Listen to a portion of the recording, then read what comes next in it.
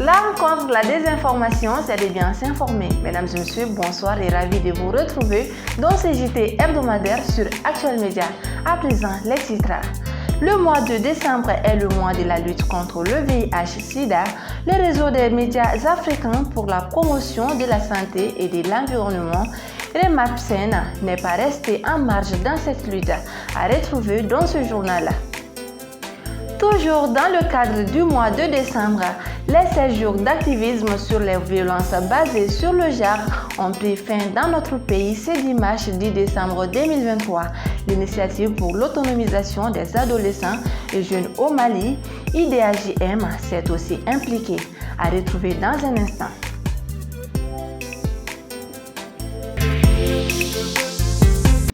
Mesdames et messieurs, encore une fois de plus, bienvenue dans ce JT hebdomadaire. Comme annoncé dans les titres, le mercredi 6 décembre 2023, le réseau des médias africains pour la promotion de la santé et de l'environnement, le MAPSEN, a organisé à la Maison de la Presse une conférence de presse qui entre dans le cadre de la Journée mondiale de lutte contre le VIH-Sida. Plusieurs hommes de médias des différents organes ont répondu à cet appel. Pour en savoir davantage, regardons le compte-rendu de Abdoulaye Mega. À l'occasion de la Journée mondiale de lutte contre le VIH-Sida, le réseau des médias africains pour la promotion de la santé et de l'environnement, REMAPSEN, a organisé une conférence de presse ce mercredi 6 décembre à la Maison de la Presse. Le thème de cette conférence était « La lutte contre le VIH pédiatrique est au cœur des actions de REMAPSEN Mali ». Le mois de décembre a été dédié à la lutte contre le VIH-Sida par l'OMS et l'ONU-Sida. C'est un mois qui nous interpelle de faire le bilan de tout ce qui a été mené comme activité de lutte dans l'année contre le VIH-Sida. Et les journalistes, en tant que vecteurs de l'information, véhiculent l'information à travers le monde et précisément au Mali, nous avons un rôle de redevabilité, un rôle d'informer les citoyens en leur disant que, attention, c'est vrai, il y a eu beaucoup de progrès, mais le VIH existe toujours. Nous devons interpeller également les autorités en leur disant, c'est vrai, vous vous occupez de pas mal de choses, mais le VIH, étant donné que le VIH est là plus de 30 ans, on lutte, il est temps qu'on aille vers l'élimination de cette pandémie. Et c'est pour toutes ces raisons que le REMAPSEN a un objectif vraiment de donner quotidiennement la bonne information, une information saine à nos lecteurs, à nos auditeurs et à nos téléspectateurs pour leur dire que les problèmes de santé nous tiennent à cœur et les problèmes de santé sont une priorité pour nous. Aujourd'hui, il est démontré que le VIH est une réalité. Cette réalité, même si certains pensent que le sida est terminé, loin de là, il est là toujours comme maladie. Et particulièrement, il touche les enfants. Les derniers rapports de l'ONU-Sida viennent d'être publiés et ce rapport nous donne que 1,5 million d'enfants de 0 à 14 ans vivent avec le VIH dans le monde. Et ça, c'est inquiétant, ça nous interpelle et il faudra que nous agissions pour changer la trajectoire. Dans notre pays, tous les tranches d'âge sont exposés au VIH-Sida, mais les plus vulnérables sont certainement les enfants. Au Mali, les réalités aussi sont là malheureusement et la situation existe. Les enfants sont infectés au Mali. Quand on prend les derniers rapports aussi publiés par le Mali, qui sont les données de Spectrum, il y a environ un peu plus de 1000 enfants qui ont contracté le VIH au cours de l'année 2022. Donc ça, ce sont des chiffres qui nous interpellent, qui demandent à changer de façon de faire, qui demandent à mettre le focus sur la prise en charge pédiatrique pour que les enfants ne continuent pas à être les victimes de cette situation. Quand tu regardes le nombre d'adultes dépistés, quand tu regardes le nombre d'adultes mis sous traitement et comparé au nombre d'enfants dépistés précocement, au nombre d'enfants mis sous traitement, on se rend compte rapidement que c'est une couche qui est mise à l'écart et qui mérite d'être toute notre attention particulière. Parce que les enfants d'aujourd'hui c'est les adultes de demain. Si le pays laisse les enfants malades, et que va devenir notre pays demain? Ça veut dire que nous aurons des adultes malades parce qu'ils n'ont pas été pris en compte depuis l'enfance. C'est pourquoi nous avons jugé nécessaire de mettre un grand accent sur le VIH pédiatrique. Dans la lutte contre le VIH-Sida, Remapsen Mali n'envisage surtout pas à baisser les bras jusqu'à l'atteinte de ses objectifs. Nous avons l'ambition pour 2024 d'aller sillonner le pays, d'aller donner l'information à la population en leur disant que chacun à son niveau a un rôle à jouer. Parce que le thème, nous allons continuer avec le thème. Je pense qu'ils ont même mis du retard à confier le leadership aux communautés. Parce que les malades vivent en communauté et c'est la communauté qui doit vraiment jouer sa partition. Parce que c'est la communauté qui peut pousser quelqu'un à suivre correctement son travail. C'est la communauté qui peut l'aider à vaincre la discrimination et la stigmatisation. Et c'est la communauté qui peut alerter également les autorités en disant que nous avons tel ou tel besoin en termes de médicaments, en termes de personnel qualifié et autres. Mais si la communauté est mise à l'écart, cela freine le progrès des traitements. D'où le taux très élevé en termes de personnes qui sont pas suivies régulièrement par le personnel qualifié. Le nombre de personnes sans accès au traitement, quand tu regardes, c'est très élevé également. Selon le dernier rapport du Spectrum sur la situation de 2022 au Mali, les nouvelles infections liées au VIH-Sida sont de 6200, dont 1800 enfants et 2700 femmes. Ensuite, le nombre de décès liés au sida est 4900, dont 1200 enfants et 2100 femmes. Après la sortie de ces rapports, notre pays doit continuer la lutte contre le VIH-Sida. C'était la journée mondiale de lutte contre le VIH-Sida avec Abdoulaye Maïga pour Actuel Média. Du 21 novembre au 6 décembre 2023, le groupe Actuel Média a organisé dans les locaux de Sistra Technologies sa deuxième séance de programme de formation dénommée Initiation en journaliste et reporter d'images JRI. Ils étaient plusieurs jeunes à pouvoir bénéficier de cette formation qui a été axée sur la théorie et la pratique sur les différents modules. Plus de détails avec Maïmouna Daou. Du 21 au 5 décembre 2023, Actuel Média a organisé sa deuxième séance de son programme de formation dénommé Initiation en journaliste et reporter d'images JRI. 10 jeunes, dont 5 femmes et 5 hommes, ont pu bénéficier de cette formation pratique qui a été anglée sur plusieurs volets. Ce mercredi 6 décembre a eu lieu la clôture de la dite formation dans les locaux de Sistra Technologies. Donc, dans cette formation, il s'agissait de les initier en journaliste et reporter d'images. Comment faire les interviews, comment faire les inserts, comment écrire les papiers, comment poser la voix off, comment faire le montage vidéo et comment mettre aussi les doublons.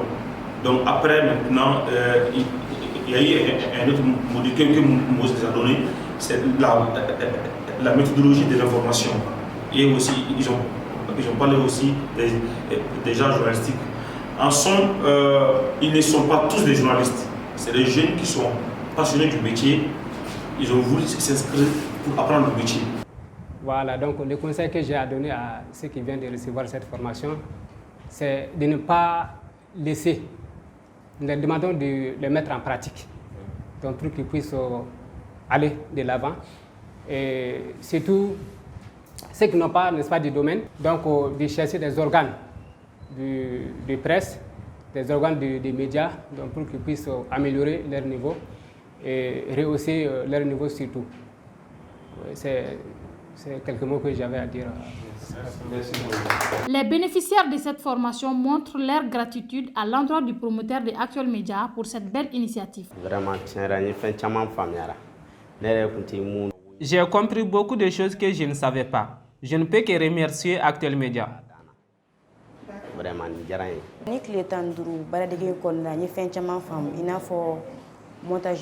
pendant ces 15 jours, j'ai compris beaucoup de choses, telles que comment prendre les interviews, etc. Je demande à Actuel Média de continuer à faire ce travail qu'il fait.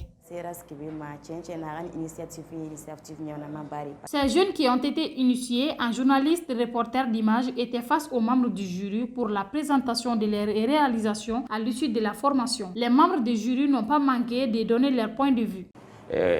Quand vous arrivez d'abord, avant de donner la parole à qui que ce soit, d'abord l'image est là en termes d'entrée et par-delà, le journaliste plante le décor d'abord avant de donner la parole à X ou Y. Maintenant aussi dans, comment on appelle ça, dans le développement aussi de l'interview, du reportage, vous trouverez que les gens n'ont pas la même façon de voir le sujet.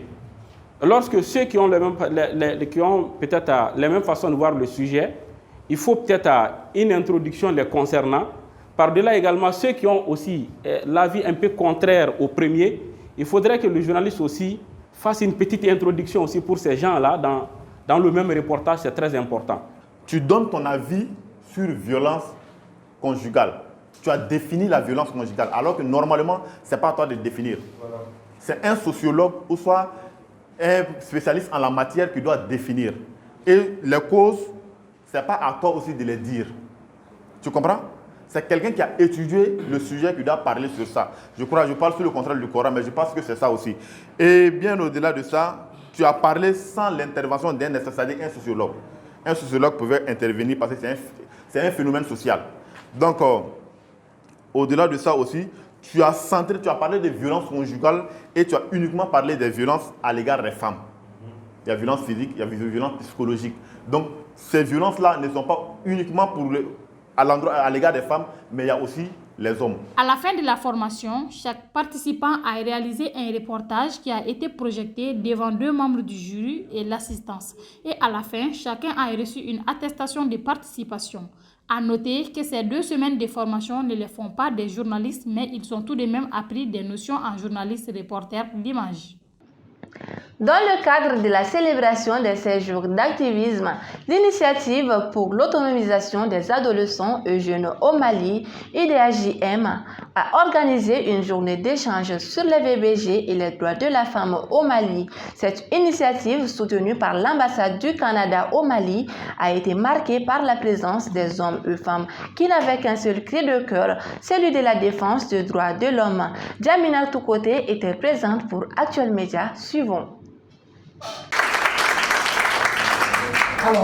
Chaque année, les 16 jours d'activisme contre les violences basées sur le genre à l'égard des femmes et des filles se font à travers des campagnes de sensibilisation et d'autres activités sur toute l'étendue du territoire national.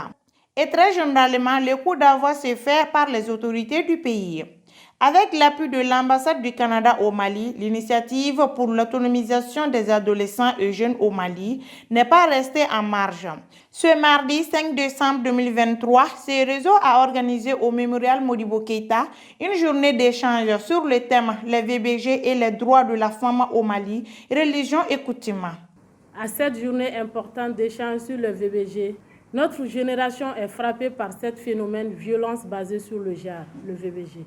Pendant ces quelques heures que nous passerons ensemble, nous allons partager nos expériences sur la question des femmes par rapport au VBG, violence basée sur le genre, la violence conjugale et la scolarisation des filles. Notre activité d'aujourd'hui s'inscrit dans le cadre de l'initiative des 16 jours d'activisme contre les violences faites aux femmes, et qui est une initiative mondiale, mais qui vise un peu à sensibiliser la communauté, la société sur les violences qui touchent les femmes et les filles. Cette initiative prise à l'occasion des 16 jours d'activisme a été saluée par la représentante de l'ambassade du Canada au Mali en tant que partenaire. Des cas sévères de violences faites aux femmes, et ce, dans presque tous les secteurs de la vie. J'ai parlé de texte au Mali pour vous dire que les interventions du Canada au Mali se font conformément au respect du cadre traditionnel du pays. Notre travail est fait en symbiose avec les communautés et les organisations locales, en témoigne cette activité de I2HJM. En plus de l'I2HJM, nous accompagnons 2 autres initiatives au Mali dans le cadre de la campagne des 16 jours d'activisme contre les VBG. La violence faite à l'encontre des femmes et des filles est une pratique inquiétante selon la représentante du ministre de la Promotion de la femme, de l'enfant et de la famille. C'est un honneur et un réel plaisir pour moi de prendre la parole au nom du ministre de la Promotion de la femme, de l'enfant et de la famille pour procéder à l'ouverture des journées d'échange sur les VBG et les droits de la femme au Mali avec un accent particulier sur la religion et les coutumes. Mesdames et messieurs, la violence à l'égard des femmes et des filles est l'une des violations des droits fondamentaux les plus fréquents dans le monde. Elle ne connaît ni frontières géographiques ni culturelles et se manifeste sous plusieurs formes. Les conséquences des VBG sur la santé physique, sexuelle et mentale des personnes survivantes sont multiples. Elles peuvent être immédiates ou à long terme et incluent également la mort. Les conséquences néfastes de la violence n'affectent pas seulement les femmes, mais également la famille. Dans notre pays, les chiffres sont alarmants. L'activité a été d'une grande importance et les participants ont montré tout intérêt. Tout d'abord, je tiens à remercier l'association pour l'autonomisation, pour l'initiative. On a beaucoup appris, bien vrai que l'on savait qu'il y avait beaucoup de violence au Mali ici, mais leur initiative m'a permis d'apprendre beaucoup de choses, surtout à savoir que le taux de violence augmente de jour en jour. J'ai beaucoup appris. Cette année, la célébration des 16 jours d'activisme s'est déroulée comme à l'accoutumée. Les autorités du pays, les organisations de la société civile se sont tous impliquées pour la réussite des activités des 16 jours d'activisme contre les violences basées sur le genre. C'était là un compte rendu de Djaminatou Côté sur la journée d'échange sur les VBG et les droits de la femme au Mali. Le port de la culotte fausse-fesse, autrement dit chiffonnie, est devenu une pratique presque indélaissable pour les Bamakoises. Elle est portée pour avoir de la rondeur ou pour attirer les hommes, ce qui ne les laisse pas incertains face à ce phénomène. Que faut-il savoir sur cet accoutrement si important chez les femmes et les filles? Suivons le reportage de Nana Khadija Kone.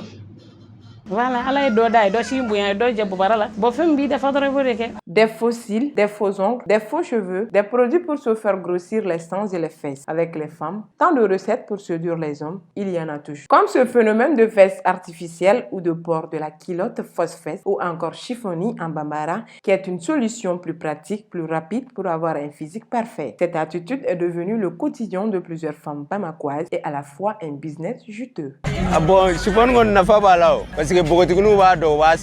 La culotte fausse-fesse est sollicitée par les jeunes filles, même si c'est pour tromper les hommes, même si c'est nous qui leur poussons à les faire. Nous avons toutes les qualités pour faire plaisir aux femmes, que ce soit en crème ou en chiffon. Donc tout dépend de la cliente, car ses prix varient en fonction de ses qualités. Celui en crème est à 17 500 francs et celui en chiffon varie entre 5 000 et 9 000 francs. Il n'y a pas de moment propice pour son marché.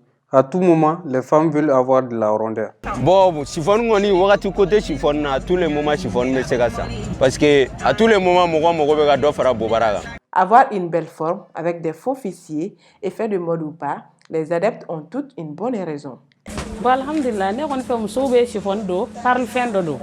Personnellement, les femmes s'en donnent à cette pratique parce qu'elles se disent que c'est pas haram dans nos religions comme toute autre parure de femme. C'est juste une culotte qu'on peut porter ou enlever à tout moment. Je ne vois pas d'inconvénient à son port parce qu'on peut la porter avec tous nos habits, que ce soit en jupe ou robe. Si ton mari t'aime, peu importe ton habillement. Aucune femme n'est parfaite. On cherche toujours à se compléter. Seul le bon Dieu est parfait. Les ports de la culotte fausse-fesse divergent les avis des hommes. Les femmes qui s'adonnent à ces pratiques, elles se bluffent elles-mêmes, car ça n'a aucune importance. Ça ne sert qu'à attirer les hommes. Mais actuellement, les hommes n'ont pas trop de temps pour ça. Si avec quoi tu ne t'es pas couché, tu ne te réveilleras jamais avec ça. Il faut rester avec ce que Dieu t'a donné. Il faut dire aux femmes d'arrêter avec ces culottes fausse-fesse. Si on te marie en croyant que ce sont tes formes réelles, si tu rentres, on va te chasser.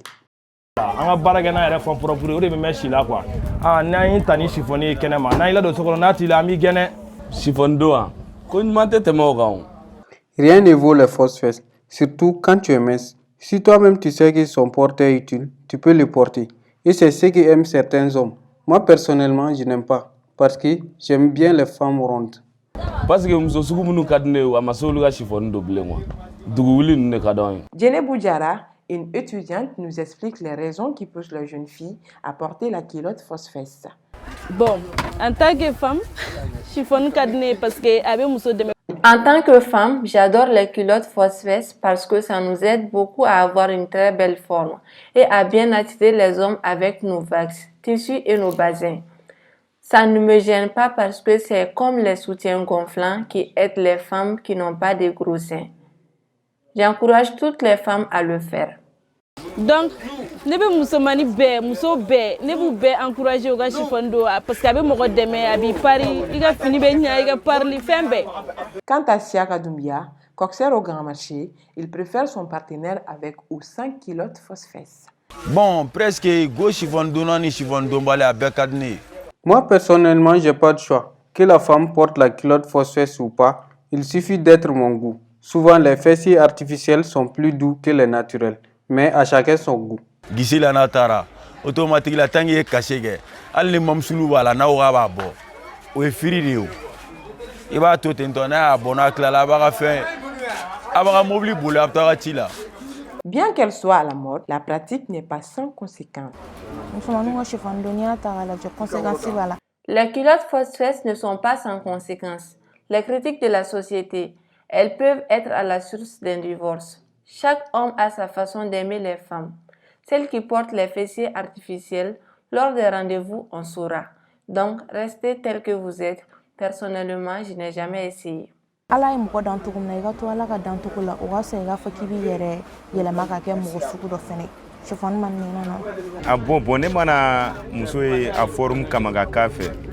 Si j'étais aimé avec une bonne forme et une fois dans la chambre et que je réalise que tu as porté la culotte fausse-fesse, vraiment ça démoralise parce que c'est pas facile d'accepter une telle chose. Donc les femmes doivent revoir les choses. Sinon ça peut être une raison valable d'arrêter la relation. Nous aimons tous les femmes à Pouchou, que ce soit original ou artificiel. A Pouchou original, au Kadibé, à la chiffon ma Kadimawi. Pour les femmes, aucun sacrifice n'est trop quand il s'agit de séduire. Ici à Bamako, beaucoup de femmes se cachent derrière ce phénomène pour tromper le regard des hommes. Bien que son marché soit florissant pour ses vendeurs, les hommes s'y disent désormais que toutes les jolies formes ne sont pas naturelles. À présent, l'actualité nationale et internationale en bref et en images avec la voix et la compilation de Abdoulaye Maïka. Dans l'actualité nationale, le ministre de l'Artisanat, de la Culture, de l'Industrie hôtelière et du Tourisme, M. Andogoli Guindo, a participé du 6 au 9 décembre 2023 à Dubaï au dialogue de haut niveau de la Convention des Nations Unies sur les changements climatiques, sur l'action climatique fondée sur la culture, à travers un panel organisé par les Nations Unies en partenariat avec le ministère de la Culture et de la Jeunesse des Émirats Arabes Unis en marge de la COP 28. 20 pays ont été représentés par ces ministres de la Culture lors du dialogue. Dans l'actualité sous-régionale, 3 hommes de nationalité béninoise seront jugés au début du janvier prochain par le tribunal correctionnel de Rennes dans une affaire d'escroquerie sur Internet. Selon le communiqué du parquet de Rennes, les auteurs créaient de faux sites marchands d'excellentes factures et amélioraient leur référencement Internet. Selon le communiqué du parquet de Rennes, les auteurs créaient de faux sites marchands d'excellentes factures et amélioraient leur référencement Internet par des moyens artificiels, crédibilisant ainsi leur site. Ces auteurs encourent une peine de 10 ans d'emprisonnement. À présent au Soudan, selon les derniers bulletins d'information apparus le jeudi 7 décembre 2023, le Bureau de la coordination des affaires humanitaires de l'ONU OCHA a annoncé qu'environ 12 190 personnes ont été tuées depuis l'éclatement de combat le 15 avril dernier entre les forces armées soudanaises et les forces de soutien rapide. L'OCHA a ajouté que par rapport aux 4 semaines précédentes, l'ACLID a observé une baisse de 10% de combats et une baisse de 38% des explosions et violences à distance au Soudan. À présent, l'actualité internationale.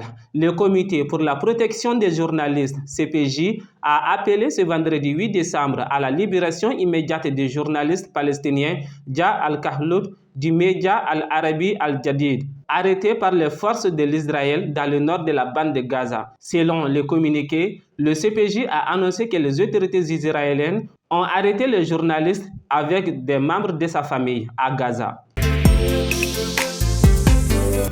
C'était tout ce qu'il fallait retenir dans ce JT hebdomadaire. Mesdames et messieurs, merci de l'avoir suivi et bonne suite de programme sur Actuel Média.